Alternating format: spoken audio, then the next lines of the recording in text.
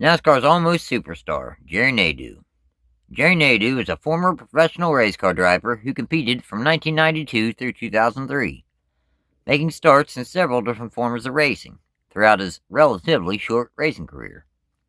Seeing time behind the wheel of race cars in the NASCAR Cup Series, Xfinity Series, Craftsman Truck Series, sports cars, and Formula Ford. Definitely showing flashes of greatness at different times. The talent was there, and if it was in the cards for Nadeau to be a NASCAR superstar, he could have held his end. Though for one reason or another, every time Nadeau would look to be picking up some steam, something would always mess things up. Nonetheless, he didn't stop until he no longer could physically drive a race car. Here's the reason I think Jerry Nadeau was NASCAR's almost superstar. Given a go-kart at the age of 4.5 by his father, by the time he was 7, he won the 8 to 12-year-old championship. At 18 years old, he won his first World Karting Association Gold Cup championship. Over the next couple seasons, Jerry would successfully defend his title. In 1991, Nadeau won the World Karting Association Grand National Championship. By 1992, he drove alongside sports car driver Gene Felton at the 12 Hours of Sebring, but only ran less than 50 laps before a mechanical failure ended his race early, very early.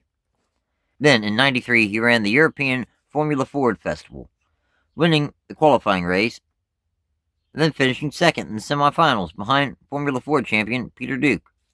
Completely switching to NASCAR before long, making his Busch Series, now Xfinity Series, debut at Hickory Motor Speedway in the spring of 1995. This was his second out of 8 Xfinity Series attempts throughout the 95 season, all behind the wheel of a number 15 Bus Fuses Ford owned by Greg Pollux. Qualifying for 5 races during his first season in NASCAR. Nadeau's best start was 10th, and his best finish was 19th. Both came at Myrtle Beach in the very early summer. At the end of the season, Nadeau and Pollux parted ways, returning to the Xfinity Series in 96, making 3 attempts, qualifying twice, behind the wheel of Lee Smith's number 59 Chevrolet. His best start was 26th at Richmond in the spring, and his best finish was 39th, both races that he ended up qualifying for at Richmond and Nashville in the spring. Also running the majority of the season in Formula Opel European Series Championship, making 13 out of 17 starts for a number of different teams. Nadeau ended up finishing 6th in the overall series, the highest finishing for an American driver. Following his return from Europe, Jerry would make his NASCAR Cup Series debut, replacing Morgan Shepherd temporarily in Richard Jackson's number 1 R&L Carriers Cruising America phone cards Pontiac for 5 races, qualifying for all 5 events, during a time that you were not locked in, but rather you had to be in the top 35 as far as speed, or were eligible for a provisional, not the current charter system. I will say it made for much more drama on qualifying day comparatively. Nadeau's best start was a surprising 9th at Loudon in the summer, and his best finish was 30th at Daytona in the summer. Jackson did not decide to keep Nadeau behind the wheel after he didn't finish better than 30th in his 5-race stint. Little known fact, Michael McSwain served as Nadeau's crew chief while driving the number 1 Pontiac. Bill Elliott and Dan Marino decided to form Elliott-Marino Racing, the number 13 First Plus Financial Ford, as a teammate to Elliott's number 94 McDonald's Ford. Jerry Nadeau was originally signed to be the team's first full-time driver, starting in 1998. Indeed, he did begin the season with the team, parting ways with them following race 17 in Loudon. Jerry Pitts served as his crew chief while driving the number 13. His best start was 2nd at Sonoma in the summer. Even with such a great starting spot and all his road course experience, he still had something crazy happen, the first of many things that would happen throughout his career. Just after taking the green flag to start the race, going into turn 1, he hit the curb wrong, then shot across the infield, missing turn 3, all in the first lap. His best finish was 21st twice, at Daytona in the spring and Pocono in the early summer. Melling Racing needed a new driver after their former driver, Lake Speed, suddenly decided to retire. So beginning the following race in Pocono, Jerry took over the number 9 Cartoon Network Ford, full-time from race 18 in 1998 to race 22 in 1999. Melling's race cars in the late 1990s definitely were not those that they had in the mid-1980s, that's for certain. Nonetheless, Nadeau found a way to squeeze speed out of the team's race cars when he could. His best start was third at Sonoma in the summer of 1999, and his best finish was fifth at Watkins Glen in the late summer of 1999. Another driver somewhat suddenly retired, but this was due to injury, or repeated injuries. Ernie Irvan retired after another bad accident at Michigan. Jerry would make his final 12 starts of the season in the number 36 M&M's Pontiac. His best start was second, and his best finish was 16th, both coming at Dover in the fall. Overall, in 64 Cup Series starts throughout the 1998 and 99 seasons, Nadeau scored 1 top 5 and 2 top 10s, though he had a couple other strong runs also, but racing luck just wasn't following his way. Nadeau also made what ended up being his only career Craftsman Truck Series start at Phoenix in the fall of 1998, behind the wheel of Buddy Manson's number 9 Chevrolet, starting 21st and finishing 27th.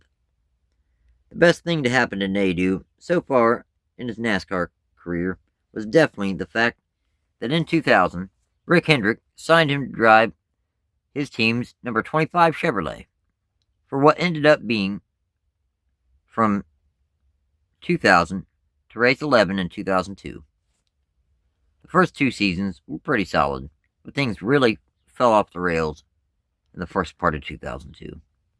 Nadeau's best start was second twice, at Charlotte in the spring and Atlanta in the fall.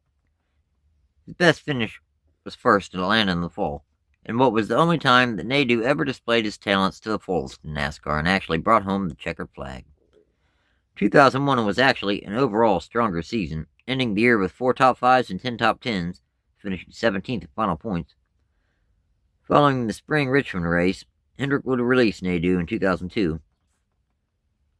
Though, like he always seemed to at the time, much because people also saw what I see, the guy could have been a superstar, and almost was a few different times. He filled in for Johnny Benson in the number 10 Valvoline Pontiac for 3 starts.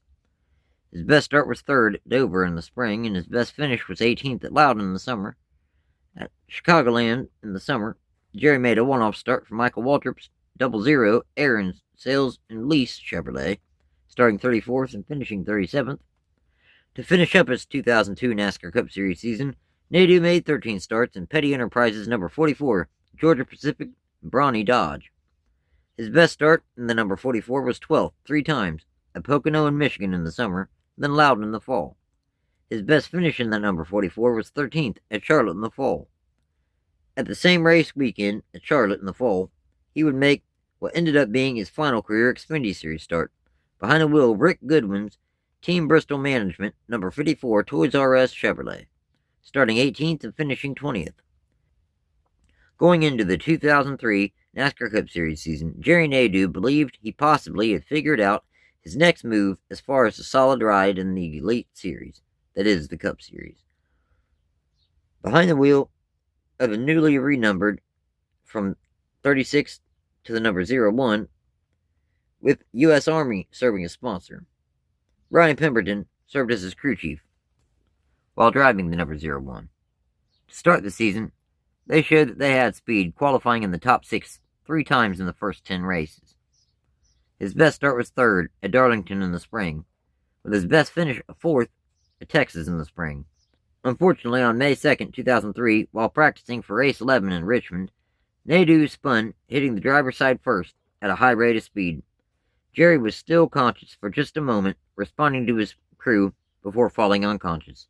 He was airlifted to a local hospital where he was in critical condition and was only given a 6% chance of survival.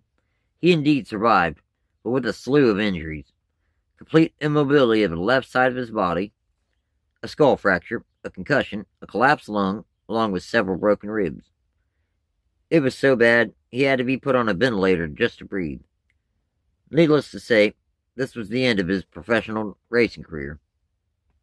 Though, think if this accident didn't happen, or if he would have had some of the other things just go right instead of the way they did. Nadeau was talented enough to become a superstar, but it just was not meant to be. Overall, in 177 NASCAR Cup Series starts, he scored 0 poles, 1 win, 9 top 5s, and 19 top 10s, with a best points finish of 17th in 2001.